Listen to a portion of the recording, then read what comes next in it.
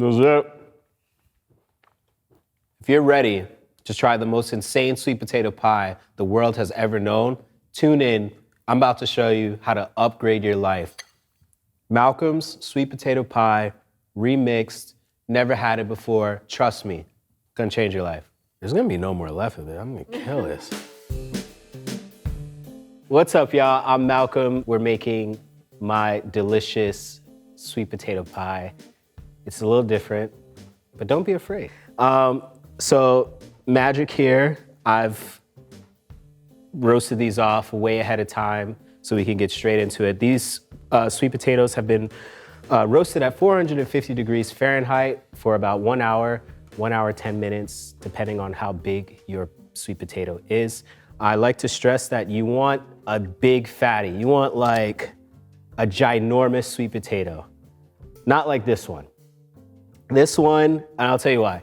This one, the slender the sweet potatoes are, I've noticed in the recipe that they make a slightly more sweeter puree, but also a slightly less dense, stiff puree. We want more of the starch that naturally comes from the sweet potato, so therefore the bigger potato, more starch.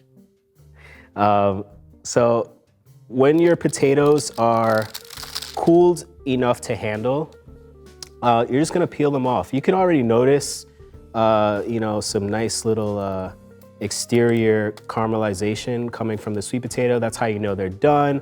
Also, you'll see the skin kind of just like peeling away from the potato already. And it just makes it super easy. Look at that, just like, bomb, right? Look at this. We could honestly just stop the recipe right here and just eat this with a graham cracker, and I guarantee you it would be mind-blowing. Fun story time, Malcolm.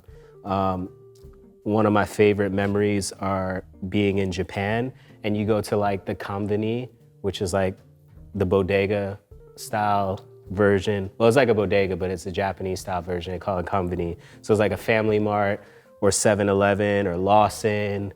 They got all cool type of places. But anyway, point of the story, you can get some amazing sweet potatoes just cooking on hot coals inside one of those convenis. And I'm telling you, they're like mind-blowing. And they're usually, well roasted, and you get them like this, and then you take, this is the hack, you take like one of the 7-Eleven peanut chocolates, right? And then you stuff it inside, like that, you stuff it in there. Oh my goodness, that's crazy. Anyway, yeah, you'll just notice like it's a good roast on the potato, and we want to unleash some of that amazing, wow, this is actually 3 different types of potatoes here. We're about to make a new recipe. This is actually almost kind of like a Japanese sweet potatoes, because the flesh is more blonde, and this is, I would say, like kind of your American style sweet potato. So it's more orange in flesh, but I'm actually gonna roll with this. I had a good friend of mine do some shopping for me. They're not gonna know. You just say, hey, go get me some sweet potatoes. They're not gonna know, So it's okay, we're gonna run with it, because I'm actually really excited to see what the different sweet potato variations will look like when they're blended together and how this pie is gonna be. This is a red skin sweet potato, orange flesh, well caramelized, and it's gonna have a lot of flavor. I think traditionally, some people may boil their sweet potatoes for sweet potato pie. I don't think that's a really cool idea, because why would you put like this amazing thing in water and dilute it? It's like, just get like a good dry roast on it, because it's like candy at this point. If you look at my hands, they're like, looks like I dipped them in caramel, We're not gonna use you, but we'll just open it up just so you can see if you can see a visual difference. Not really, but yeah, if you, right? Kind of feels a little bit more smushy, So we're not gonna use you. All right, I'm gonna just wash my hands a little bit so when I grab the food processor, it doesn't get all crazy. This is the same, but as I mentioned on the podcast earlier, you actually want the larger sweet potatoes because the larger ones have a lot more starch in them. So that will make your pie, for this particular recipe, it will make your pie set better because again, this is a vegan recipe. So we don't have any emulsifiers like an egg or, cream or flour or anything in there. It's just really the starch from the potato. So the starch from the sweet potato that's really setting this. So, I mean, are we rolling right now or no? Yeah, we're okay. Just so you know, I'm gonna roll with this for the recipe. I think we already told the story, but typically we wanted this one, but I think it's gonna make an interesting recipe using the Japanese sweet potato and the American sweet potato because they're two very different potatoes. I mean, this one is starchy, but it's hella sweet. And then this one is also starchy, but not so sweet. So it's gonna be like a nice kind of like mingling actually going on here. I'm very curious what the color will look like too. Maybe the color is gonna be almost like blondish, kind of like pumpkin-y, almost like your jumper. Gabby's got a jumper on that's kind of so maybe, I don't know. But we'll see. I think it's gonna be really, really amazing. And this is the first time for me. So live action, you're actually about to see me ideate on camera for this recipe. So yeah, let's go. All right, so we're going to plug our, well, first I'm gonna try to get it in the socket. And then, what is this, suction cups on this? Who needs this? It's why? This is why it doesn't work, It's come on, stay over there. All right. Y'all could tell that I'm not a home cook. I'm a serious, commercialized, professional food process. This is I'm over here about to go nuts, but here we go. All right, so let's take our Japanese sweet potato. This is a small one, so it's not a lot of surface area in here. So we're gonna break this up a little bit so it blends properly.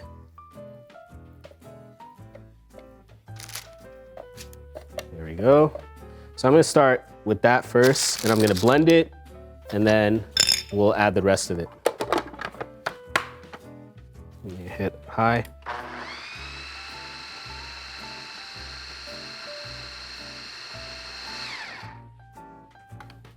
It's actually a pretty powerful product here. Okay, add the other half of the orange sweet potato. I think it could take this much.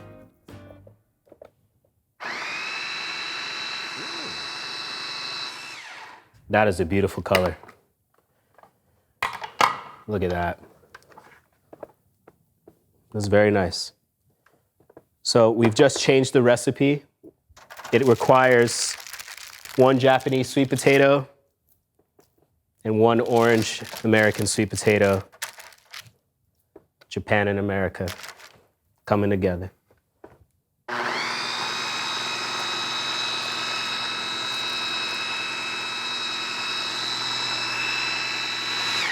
Okay, so I'm just constantly scraping the sides of the food processor bowl just to make sure everything gets blended well. And you want a smooth puree, but you don't have to go crazy and make it ultra smooth because we're gonna blend this one more time anyway, so.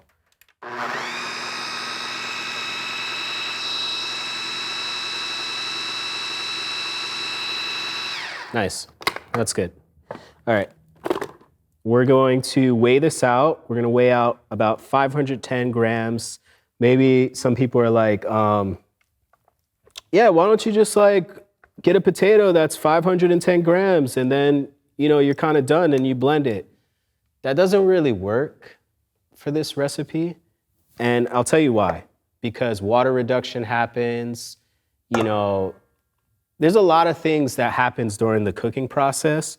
So typically, I like to start with a little over 510 grams. So if you had a potato that weighs, 550 grams, just put another potato on to roast. Because you're gonna lose some puree, like stuff like this, you're not gonna get everything out of the bowl. It's real. I mean, look at this double blade action. It's really a challenge to make sure you're getting everything. And the worst thing is you don't want to be short 100 grams, because then it's oh man, the pie is messed up. So, just roast a little extra. It doesn't hurt anybody. And like I said, you can save the puree for other things. I've made smoothies with the puree. I've taken the mash and added them to different soups if I was making something to use as a thickener. All right, so we'll mix this up, right? And now, I'm not even gonna wash this because it's the same thing. Let's just weigh out what we need into here. All right, 510 grams.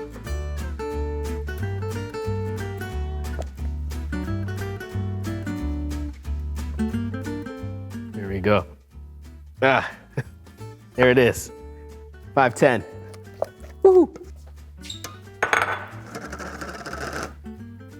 If y'all got kids at home, you got some baby food right here. You made a pie and you got baby food, Thin it out a little bit, your kids will love you forever.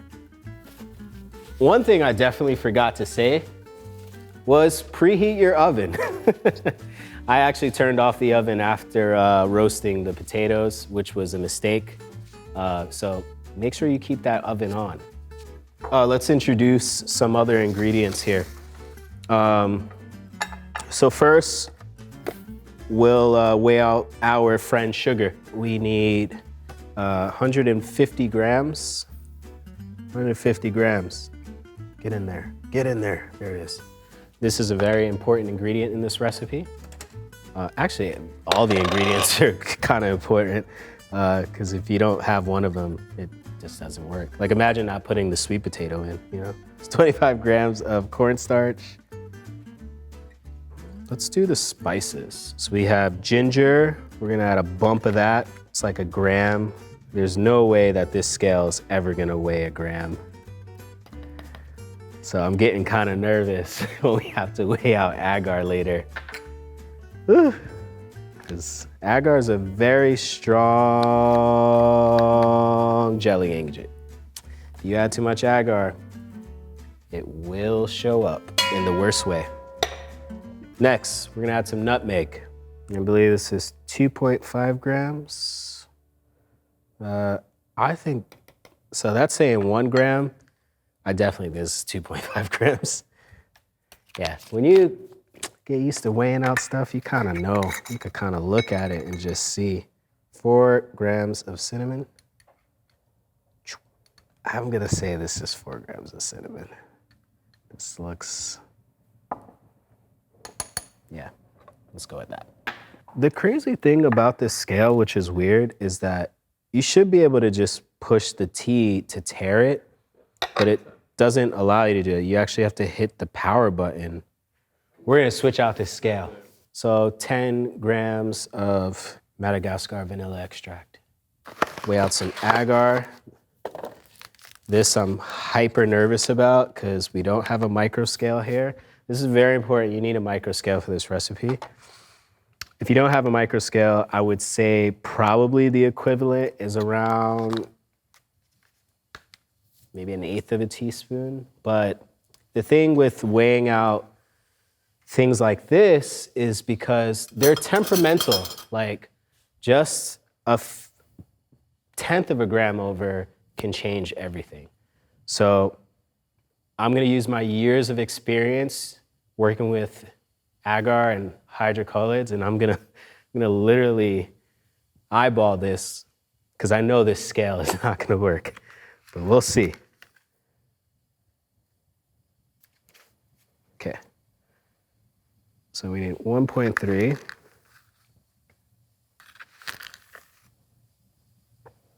Yeah, I don't think any more than that. I'm gonna stop there. So this didn't even clear a gram on this scale, but visually I can look at this and it's definitely over a gram for sure. Yeah, I wanted to see if I really knew how to do this, right?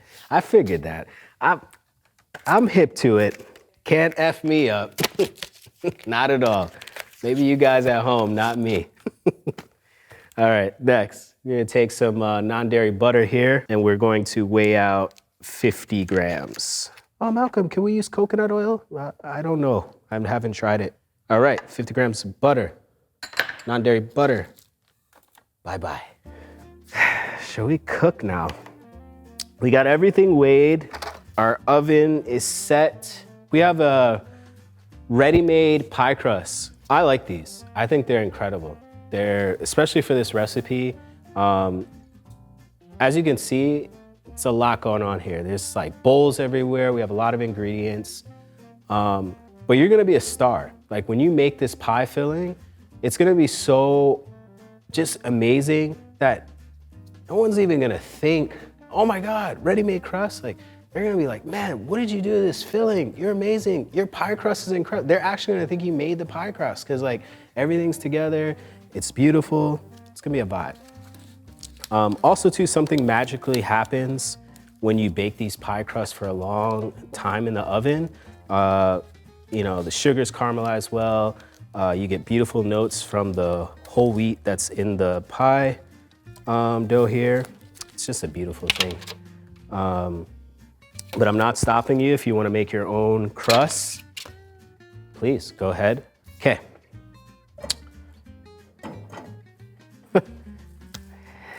We need that scale again.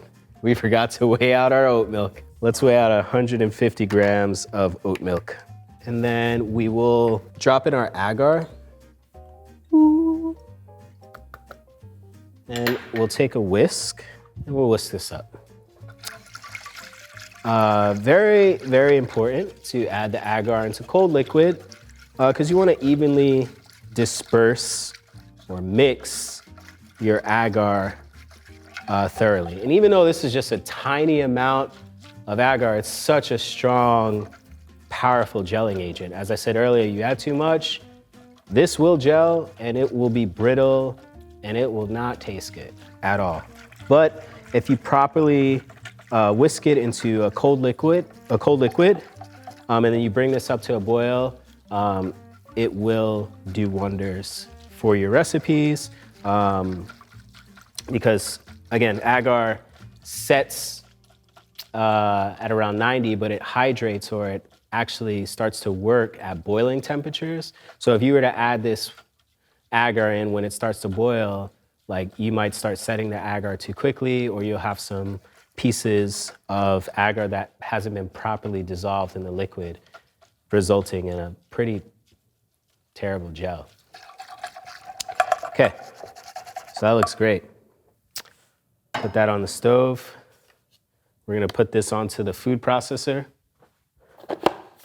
Click that in. Before we turn the pot on, let's actually blend the sugar and cornstarch, followed by the spices in the food processor. So we're gonna add this in there, and our starch.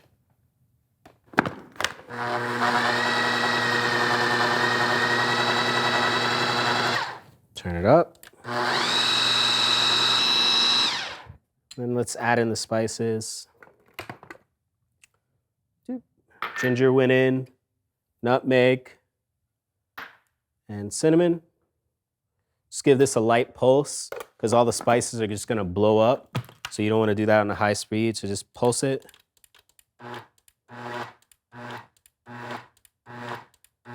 And then now you can put it on the high speed. Technique, you know? It's all about technique. It'll save you a lot of time when you do things with good technique.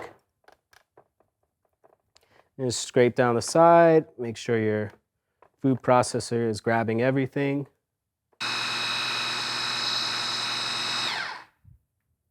That looks bomb. Okay, let's cook this. All right, let's turn the heat on. We're actually missing some salt. I'll weigh out some salt. But we can add that in. Lovely. Oat milk, agar situation happening. Can you do this recipe without the agar? Yes, you can. You will notice a difference. You will notice a significant difference. Your pie may not set exactly how I think it should. That's one. And then two, the texture will be slightly different. You'll get a pie that's probably more reminiscent of the traditional sweet potato pie, which is like not, like basically with the agar, this is making a texture that's almost like custard-like. It's like smooth, it's like bite your teeth into like a caramel and get teeth marks. Like it's just so unique in its own way. So that's what the agar does. So I highly recommend you source a good agar, like a Telephone brand agar, something like that. So that's come up, right? So we're just gonna drop in the vanilla. Boom. Okay, that's gonna lower the temperature a bit. So we're just gonna put that back on the stove just to bring that up to a boil one more time, just to make sure we've properly hydrated our agar.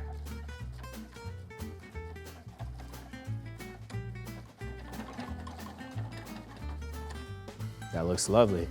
There it is. Okay, take it off the heat. Turn this off, okay?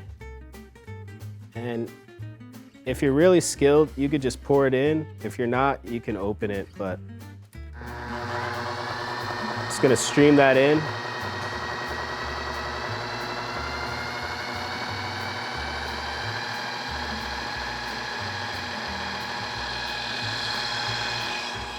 Season with a touch of salt.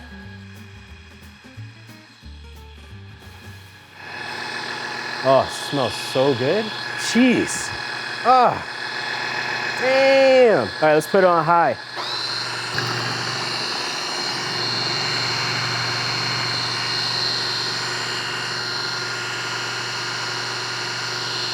Drop the butter in.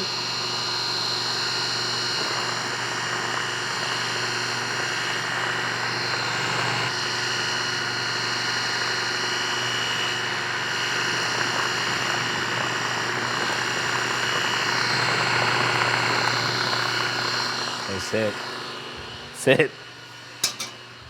Every time I make this, it's like, just feels so good. The warming spices, beautiful caramelized sweet potato. I mean, look at that color. That is like, that looks divine. Like you want to dive into that. It looks like an oasis of caramelized sweet potato. It looks like pudding. It looks like butterscotch sweet potato pudding. Check it. Oh yeah, this, dang, this is it. This looks crazy, oh my God. I usually do that when something is really good. I just start humming to myself. It's deep. Yeah, this is good. This is crazy. Okay, just pour that in there. Come on, y'all telling me that your grandmother's sweet potato pie look like that? It don't look like that. You know this is crack. Look at this, man. It looks like fudge. Yep. What's also really cool about this recipe is because the puree is slightly set with the agar, you can see the viscosity here. Like it can hold its shape a little bit.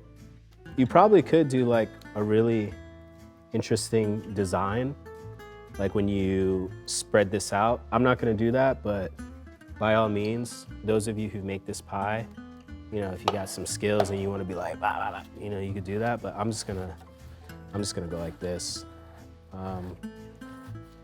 Some people like to like tap the pie, but because this filling is much thicker, you don't want to tap it because you'll probably end up cracking the graham cracker crust. So, you know, just do one of these, or, you know, however you want. Ooh, there it is.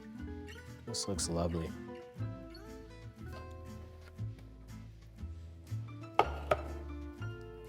Almost feel like the painter dude.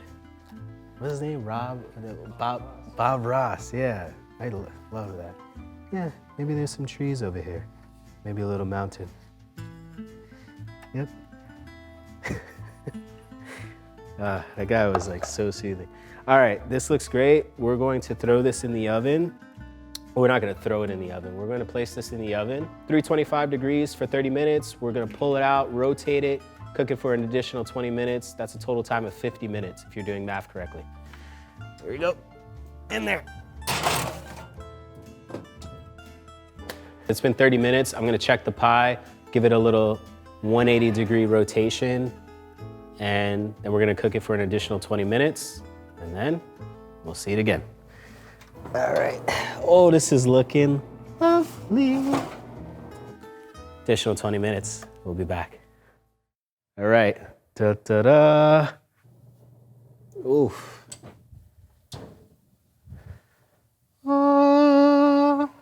Look at that. This looks amazing.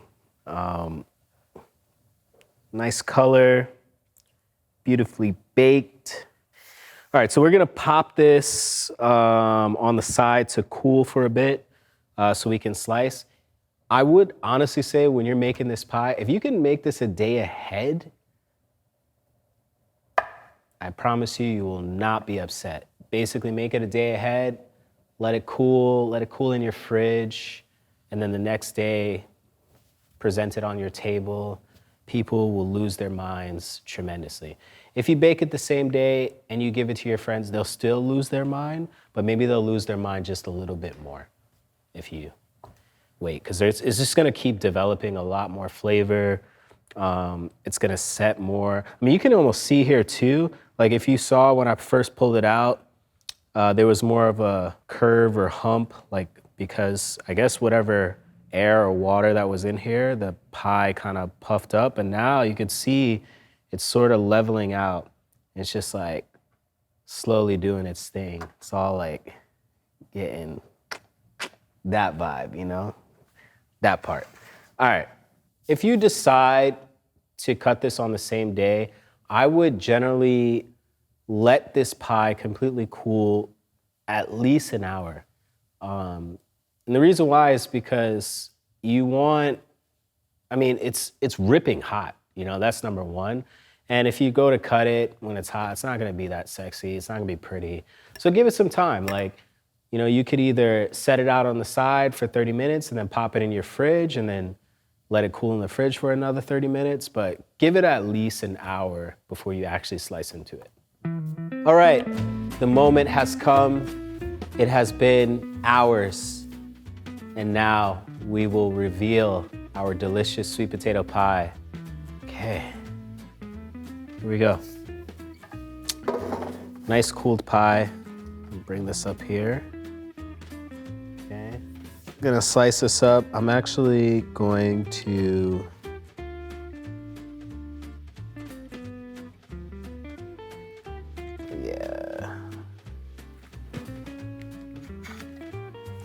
clean our blade here. I like to cut, like when your pie is set properly, like when it's cooled properly, I like to slice it in half first and then slice it into a quarter. I mean, you could do that side next. Right? And then Boom, right there. I think that's like a nice generous slice. I mean, you could cut this into 3, but why do that? Because you're just gonna go back for those other slices anyway.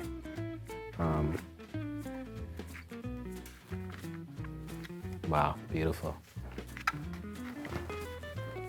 Here it is.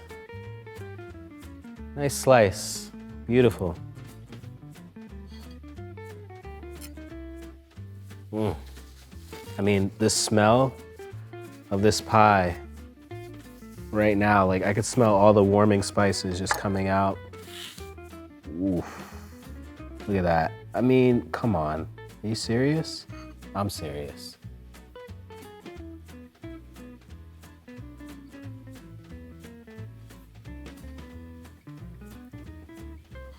RIP. This is crazy. Excellent. No words, just RIP. You're gonna be a star at your family gathering, your Friendsgiving. You pull up with this. Everyone's gonna say, hey, let's open a bakery. You need to sell this every year. Just make sure you send a little bit of that money to me, you know? Thanks so much for watching. I'm Malcolm Livingston II. That was my sweet potato pie recipe. Peace. Thank you so much. Oh, also, check me out on socials at mliving2. Yeah, find some cool stuff of me doing crazy things. I don't know. Yes, you know where to find me. Peace.